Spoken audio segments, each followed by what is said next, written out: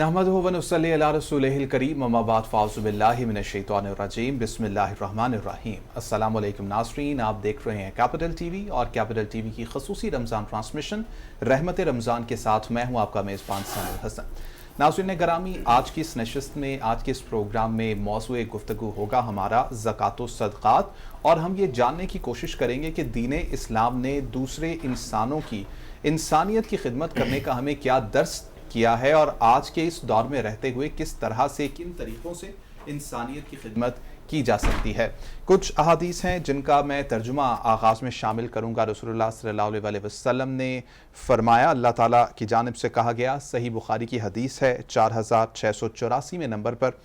ऐ इब्ने आदम, तू सदका व खैरात पर खर्च कर, मैं तुझ पर खर्च करूँगा। इसी तरह एक और मकाम पर रसूलुल्लाह सल्लल्लाहु अलैहि वसल्लम की जानिब से कहा गया कि जो कौम ज़कात देने से इनकार करती है,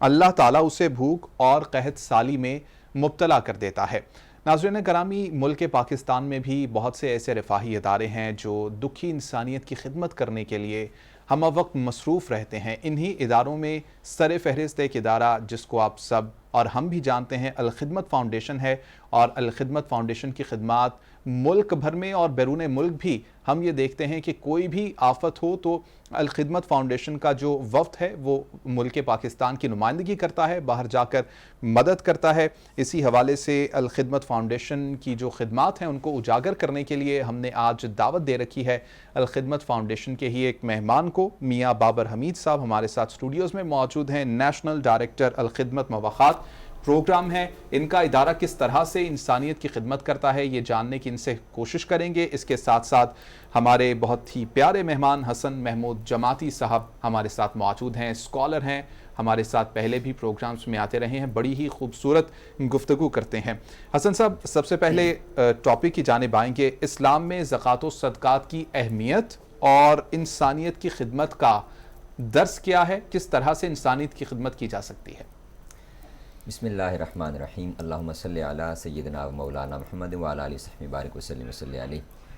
ज़ैन भाई, ये बहुत ही अहम, बड़ा इंपॉर्टेंट टॉपिक और बहुत ही कीमती वक्त, बड़ा हाई टाइम है जिस वक्त के अंदर आपने इस मौजू का इंतखाब किया है, और जो बेसिकली इस्लाम के अंदर ख़र्च करना है और इस्लाम के अंदर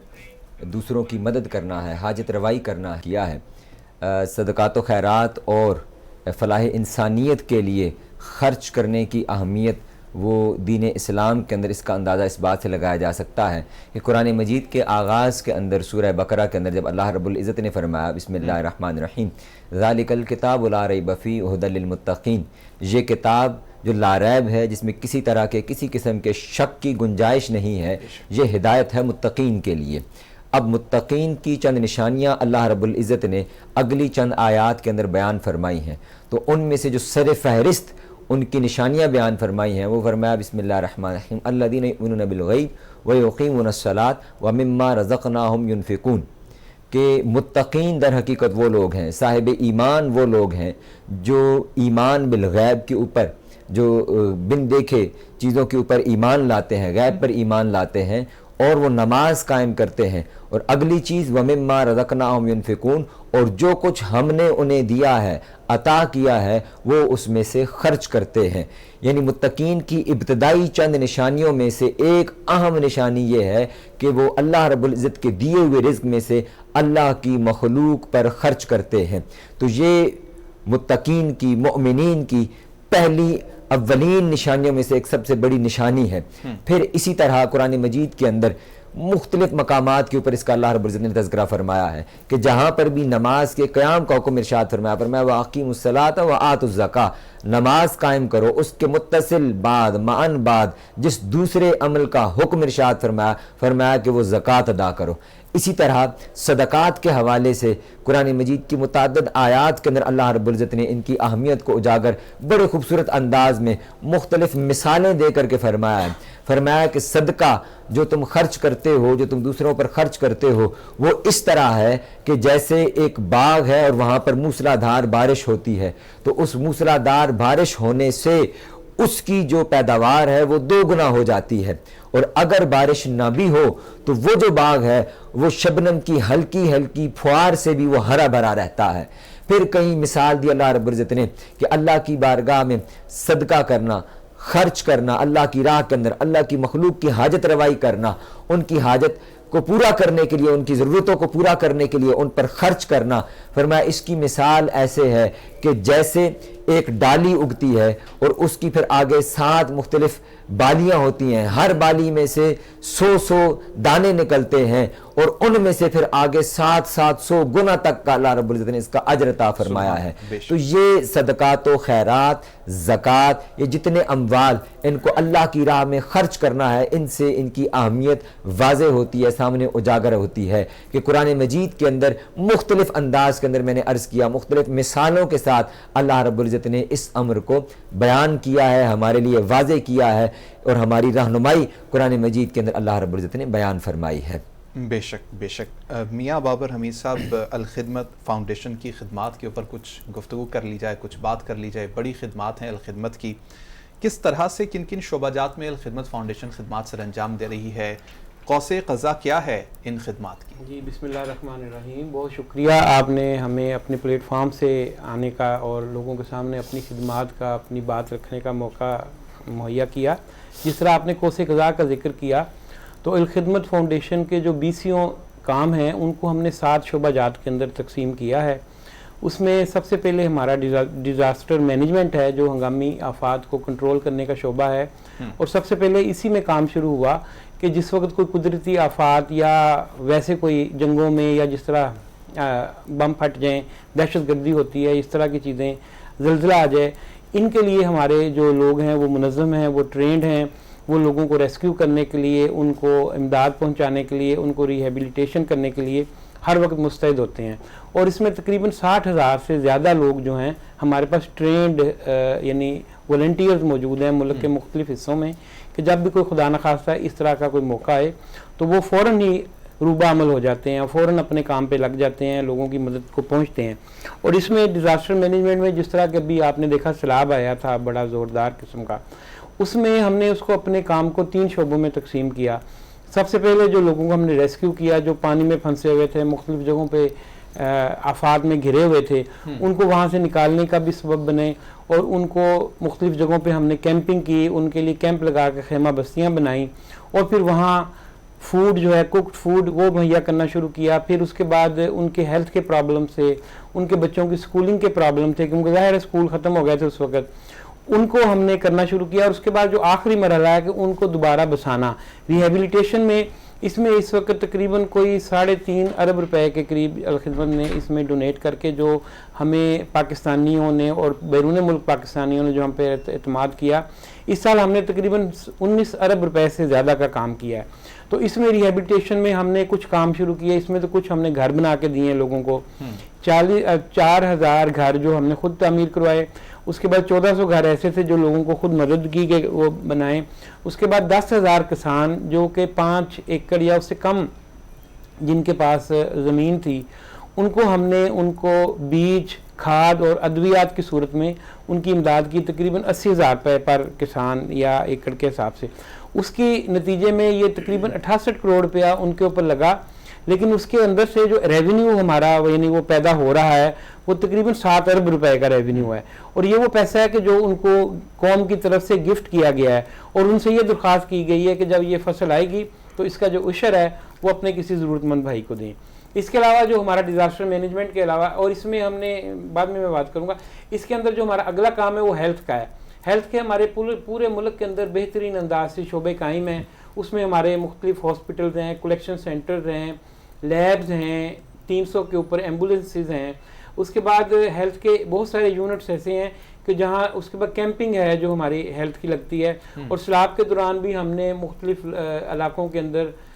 لوگوں کو کیمپ لگا کے بھی فیسلٹیز دیں، اور ہم نے تقریباً 100 کے قریب ایمبولینسز اور ہم نے فیلڈ ہاسپٹل جو ہیں آن ویل وہ چلائے، اور لوگوں کو وہاں موقع کے اوپر جو ہیں ان کو صحت کی سہولیات وہاں پہنچائیں. اس کے علاوہ اگلا شعبہ جو ہے ہمارا ایجوکیشن کا ہے. ایجوکیشن کے ہم مختلف طرح کے کام کرتے ہیں. روایتی اسکول بھی ہمارے پاس ہیں. اس کے بعد الفلاح اسکالرشپ اسکیم کے تحت جو بچے یونیورسٹیوں کالجوں میں ہیں ان کو جو اسکالرشپ ہم مہیا کرتے ہیں. اس کے علاوہ ایک ہمارا بہت اچھا ایک آئیکن ہے جو ہم نے چائلڈ پروٹیکشن سینٹر کے نام سے شروع کیا ہے. یہ کوئی 52 ہمارے پاس پورے ملک میں موجود ہیں. اس میں ہم یہ کرتے ہیں کہ جو اسٹریٹ چلڈرن ہیں, جو کوڑا چننے والے ہیں, جو ورک شاپوں میں بچے کام کرتے ہیں, ان کو موٹیویٹ کر کے ان کو شام کی کلاسز میں کوئی 3 گھنٹے ہم ان کو کلاسز دیتے ہیں, وہاں ان کو صاف ستھرا کیا جاتا ہے. میاں صاحب بڑی ماشاءاللہ وسیع خدمات ہیں, جتنا بھی اس کے اوپر تذکرہ کیا جائے یہ ختم ہونے کا نام نہیں لیں گی. ترکیہ شام میں زلزلہ زدگان کی جو مدد کی اس کے اوپر بھی تھوڑی سی. جی, اس میں یہ جس طرح ریہیبلیٹیشن کا کام ہے, اس میں یوں ہے کہ جس وقت وہاں زلزلہ آیا تو اس وقت انہوں نے پوری دنیا کے لوگوں سے اپیل کی کہ یہاں اپنی ٹیمیں بھیجیں. 100 سے زائد ٹیمیں مختلف ملکوں میں گئیں, اور پاکستان کو یہ اعزاز حاصل ہے کہ ترکیہ کی گورنمنٹ نے یہاں سے بائی نیم الخدمت فاؤنڈیشن کو طلب کیا کہ جس طرح ہمارا بہت اچھا لائزون ہے کہ وہ بھی یہاں پاکستان میں آ کے بہت سے پروجیکٹس جو ہیں وہ یہاں انجام دیتے ہیں. تو ہم نے ان کی تنظیموں کے ساتھ بہت اچھی طرح مل کے کام کیا. تو انہوں نے پھر کیونکہ وہ ہماری کیپیسٹی جانتے تھے تو انہوں نے ہمیں کہا کہ آپ بھی لوگ اپنے والنٹیئر بھیجیں. تو پھر ہمارے پاس اس وقت فوری طور پہ جو دوست جن کے پاس یعنی پاسپورٹ تیار تھا اور جو اس سلسلے میں ٹرینڈ تھے, تقریباً 50 کے قریب لوگ ہم نے مختلف شہروں سے, کراچی سے, اسلام آباد سے اور لاہور سے, ان کو ہم نے ایئرپورٹس تک پہنچایا. اور وہ ویل ایکوپڈ تھے, ان کے پاس وہ یعنی زلزلے کے اندر کام آنے والے آلات جو لوگوں کو ریہیبلیٹیشن کر سکیں, ان کو لوکیٹ کر سکیں. یعنی سینکڑوں ٹن جو تھا ملبہ تھا اس کے اندر سے انسانی جان کو لوکیٹ کر سکیں. تو اس طرح کے ان کے پاس آلات بھی تھے ماشاءاللہ, یعنی کہ پراپر ایکوپمنٹ کے ساتھ خدمت نے وہاں پر کام کیا. وہاں بالکل. آج کے دن کے حوالے سے اپنے دیکھنے والوں کو کوئی پیغام دینا چاہیں گے آپ؟ آج کا دن جو ہے ظاہر ہے رمضان کا مہینہ چل رہا ہے, اور رمضان کے اندر جس طرح ابھی بھائی بتا رہے ہیں ہمارے کہ صدقات و زکوٰۃ جو ہے وہ ظاہر ہے سارا سال ہی ہے, اور جو ہم یہ سمجھتے ہیں کہ رمضان میں 70 گنا ہو جاتا ہے, بالکل ہو جاتا ہے, لیکن اس کا یہ نہیں ہے کہ عام دنوں میں بھی اس کا اجر نہیں ملتا. جس طرح ابھی قرآن پاک کی آیت پڑھی کہ ایک دانہ بویا اور 700 گنا تک اس کا جو پھیلاؤ ہے وہ ہو جاتا ہے. تو اگر ہماری اصل میں انما الاعمال بالنیات, آپ کی نیت کے اوپر آپ کا اجر ہے, آپ کی حیثیت کے اوپر آپ کا اجر ہے. کہ ایک آدمی کروڑوں پتی ہے تو وہ لاکھ روپیہ دے گا تو اس کا اجر نہیں ہے. ایک آدمی ظاہر ہے اس کے وسائل کم ہیں تو وہ 10 روپیہ بھی خرچے گا تو اس کا ظاہر ہے اجر اس کے مطابق آئے گا. تو اس طرح کا جو کام ہے, ہم یہ چاہتے ہیں کہ جو دوست ہیں ہمارے, جو ہمارے ساتھ مل کے, پیسے کے علاوہ ہم ہر وقت اوپن ہیں, جو لوگ اپنا وقت دے سکتے ہیں, اپنی صلاحیتیں دے سکتے ہیں. ہمارا والنٹیئر مینجمنٹ کا بھی بہت اچھا پروگرام ہے جن میں ہم بچوں کی جو سکل ہے اس کو بھی پروموٹ کرتے ہیں, ان کو ٹرینڈ کرتے ہیں, ان کو زندگی کے شعبوں میں اپنا یعنی مختلف IT کے پروگرام آتے ہیں, مختلف اور اس طرح کے پروگرام آتے ہیں جس میں وہ اچھے انداز سے اپنی زندگی گزار سکیں. بالکل اچھے انداز سے پارٹیسپیٹ کر سکیں. ضرورت اس امر کی ہے کہ اپنا وقت دیا جائے یا پیسہ دیا جائے, کسی بھی طریقے سے دکھی انسانیت کو سپورٹ کیا جائے. حسن محمود جماعتی صاحب, اسی کے ریلیٹڈ ایک کویسچن کروں گا, پھر اس کے بعد ہم بریک پر جائیں گے. پاکستان میں جو رفاہی ادارے کام کر رہے ہیں, جس طرح سے الخدمت فاؤنڈیشن کی آپ نے تمام کی تمام گفتگو سنی, ملک پاکستان میں کس حد تک اس بات کی ضرورت ہے کہ لوگ آگے آئیں اور دوسرے انسانوں کی, صرف مسلمانوں کی نہیں بلکہ پاکستان میں بسنے والے ہر شخص کی مدد کریں؟ دیکھیں دین, یہ بڑا ضروری ہے اس امر کی طرف اشارہ کرنا, اور اس کی بڑی اہمیت ہے کہ رفاہی ادارے ہوں یا اس طرح کی آرگنائزیشن اور انسٹیٹیوٹس جو ہیں وہ لوگوں کی خدمت کے لیے آگے بڑھ چڑھ کے کام کر رہے ہیں. اس کی ایک بڑی وجہ جو ہمیں نظر آتی ہے اور جو ہمیں سمجھ میں آتی ہے وہ یہ ہے کہ ہمارے ہاں جو پاکستان کیونکہ ایک ترقی پذیر ملک ہے, اس کے وسائل یہ اتنا ڈیولپڈ نہیں ہے, اتنا ویل ایکوپڈ نہیں ہے کہ ہم کہیں کہ ہمارے ہاں سرکاری سطح کے اوپر معاملات جو ہیں وہ اتنے بہترین ہوں کہ وہ لوگوں کو ریلیف دیں, ان کی ویلفیئر کا جو ہے وہ کام کریں. تو پھر بہت ضروری ہے کہ جو ایسے ویلفیئر بیسڈ آرگنائزیشنز ہیں جو لوگوں کی خدمت کے لیے کام کر رہی ہیں, جو مختلف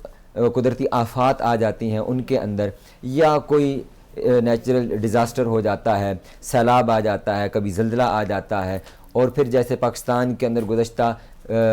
2 دہائیوں سے جو ایک دہشت گردی کی لہر رہی ہے, اور اسی طرح پھر ہم دیکھتے ہیں کہ جو غربت کا عالم ہے کہ پاکستان جو ہے وہ غربت کی لکیر سے کئی عادی مخلوق جو ہے وہ اس سے نیچے اپنی زندگی بسر کر رہی ہے. تو ایسے ماحول کے اندر جب لوگ اپنی مدد آپ کے تحت کام کر رہے ہیں تو پھر ضروری ہے کہ ایسی آرگنائزیشنز جو عوام کی نمائندہ کے طور پر آگے بڑھ کر لوگوں کی خدمت, ان کی حاجت روائی, ان کی مدد کے لیے کام کر رہی ہیں, تو ایسی جتنی بھی آرگنائزیشنز ہیں ان کی مدد کی جانی چاہیے, اور بڑھ چڑھ کے ان کی ایکٹیویٹیز کے اندر والنٹیئرلی لوگوں کو حصہ لینا چاہیے، پارٹیسپیٹ کرنا چاہیے، ان کی جو مختلف ایکٹیویٹیز ہیں ان کے اندر حصہ لے کر ان پہ اگر وہ خرچ کر سکتے ہیں، جیسا کہ انہوں نے بتایا کہ وہ خرچ کریں، پیسے دے سکتے ہیں وہ پیسے دیں، اور اگر وہ کسی ایکٹیویٹی کے اندر بطور والنٹیئر پارٹیسپیٹ کرنا چاہتے ہیں تو وہ اس کے اندر پارٹیسپیٹ کر سکتے ہیں۔ بالکل، جو جہاں پر جس طریقے سے پارٹیسپیٹ کر سکتا ہے اس کو انسانیت کی خدمت کے لیے اسی طریقے سے پارٹیسپیٹ کرنا چاہیے۔ اگر کوئی اپنا پیسہ دے سکتا ہے تو وہ اتنا پیسہ دے، کوئی اپنا وقت دے سکتا ہے تو وہ اپنا وقت دے، کیونکہ پاکستان میں، ملک پاکستان میں اس بات کی، اس امر کی بہت زیادہ ضرورت موجود ہے کہ دکھی انسانیت کی خدمت کی جائے۔ اچھا حسن صاحب، آگے اپنی گفتگو کو کچھ بڑھائیں گے۔ زکوٰۃ و عشر اور خمس کا نظام اسلام نے جو مروج کیا، جو ہمیں تعلیم کیا کہ اس طریقے سے اس نظام کو لاگو کیا جائے کہ جو پیسہ اوپر سے نیچے کی طرف پیسے کا فلو بنے، ان تمام چیزوں میں ایک تو فرق سمجھا دیجئے گا، پھر کہاں کہاں کون کون سی چیز ہمارے لیے ضروری ہے وہ بتا دیجئے گا۔ جی زین، یہ سمجھنے کی ضرورت ہے، یہ جو بنیادی نقطہ ہے، زکوٰۃ کے معاملہ ہو یا صدقات کا معاملہ ہو، بیسیکلی اسلام کا جو بنیادی کنسپٹ ہے وہ ہمیں ذہن نشین کرنے کی ضرورت ہے۔ تو اسلام، کیونکہ آقا علیہ السلام نے ارشاد فرمایا کہ اسلام کے اندر رہبانیت کا کوئی تصور اور تعلق نہیں ہے۔ بے شک رہبانیت کہ آپ کہیں کہ آپ دنیا سے بالکل کٹ جائیں، سارے دنیا کے معاملات کو ختم کر دیں اور گوشہ نشین ہو کر کسی جھونپڑی، کسی کوٹھڑی کے اندر چھپ جائیں اور وہاں پہ اپنی زندگی بسر کرتے رہیں، تو اسلام کا یہ ہرگز نہ مدعا ہے، نہ مقصد ہے، نہ یہ کنسپٹ ہے۔ اسلام حلال مال کمانے سے ہرگز نہیں روکتا۔ آقا علیہ السلام نے اعلان نبوت سے پہلے جس خاتون کے ساتھ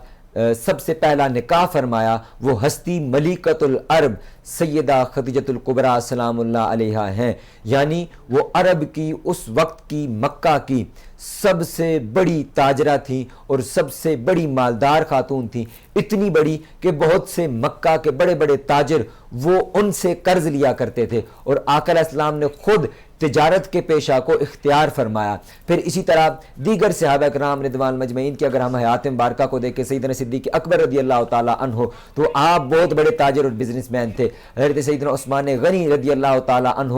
وہ خود بہت بڑے تاجر اور بڑے غنی تھے۔ پھر اسی طرح حضرت عبد الرحمن بن عوف رضی اللہ تعالیٰ عنہ، اللہ رب العزت نے ان کو بے تحاشا نواز رکھا تھا۔ تو یہ کنسپٹ، میں نے یہ گزارش، یہ تمہیدی کلمات اس لیے عرض کیے ہیں کہ اسلام کے بنیادی کنسپٹ کو ہم سمجھ لیں، اس کا فہم حاصل کر لیں، اور وہ کنسپٹ کیا ہے کہ حلال اور جائز طریقے سے مال کمانا اسلام کے اندر ہرگز منع نہیں ہے، اسلام اس سے روکتا نہیں ہے۔ جو چیز منع ہے، جس چیز کو حرام قرار دیا گیا ہے، وہ در حقیقت مال کا ارتکاز ہے۔ مال چند ہاتھوں میں جمع ہو کر رہ جائے، اس سے اسلام منع کرتا ہے۔ اس کے لیے پھر زکوٰۃ کا، صدقات کا، خیرات کا، عشر کا نظام وضع کیا، اور اسلام نے نظام دیا کہ اس کے ذریعے پیسہ جو ہے وہ سرکولیشن کے اندر رہے، وہ سوسائٹی کے اندر سرکولیٹ کرتا رہے، وہ ایک جگہ پر مرتکز ہو کر جمع نہ ہو جائے بلکہ وہ ہر طبقے تک